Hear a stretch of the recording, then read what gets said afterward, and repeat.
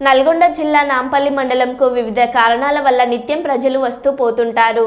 ఇక్కడే పేరుకు మండలం కానీ ప్రభుత్వాలు మారుతున్నాయి కానీ మండల కేంద్రంలో మరుగుదొడ్లు మరియు మూత్రశాలలు లేక వృద్ధులు, వితంతువులు, స్కూల్ విద్యార్థులు అనేక మంది ఇబ్బంది గురవుతున్నారు.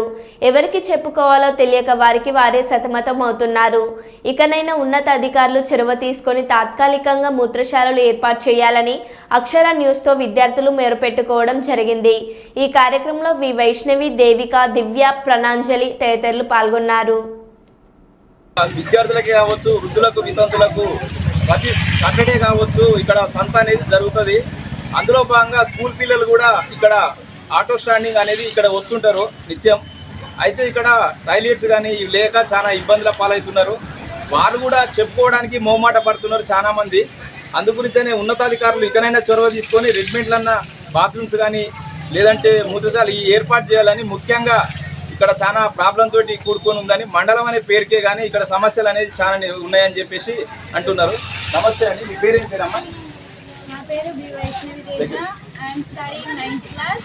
I am from మల్లప్రాస్పల్లి.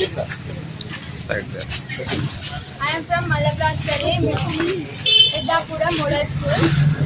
ఇది ఇంత పెద్ద మండలు ఏం లేదు, ఇక్కడ వాష్రూమ్స్ లేదు, చాలా ఇబ్బంది అవుతుంది లేడీస్కి. ఇంత పెద్ద మండలు అన్ని డెవలప్స్ అవుతున్నాయి కానీ వాష్రూమ్స్ పట్టట్లేదు, చాలా ఇబ్బంది అవుతుంది.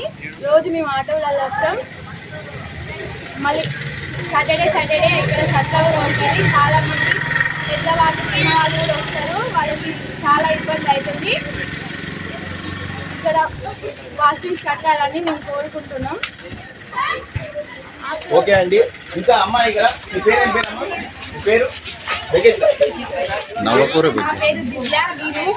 నేను స్కూల్లో చదువుతున్నాను. ఇది మా అందరి సమస్య. మీరు దయచేసి మాకు టాయిలెట్స్ కట్టించాలని మా అభిప్రాయం. ఓకే, మీ పేరు ఏం పేరమ్మా?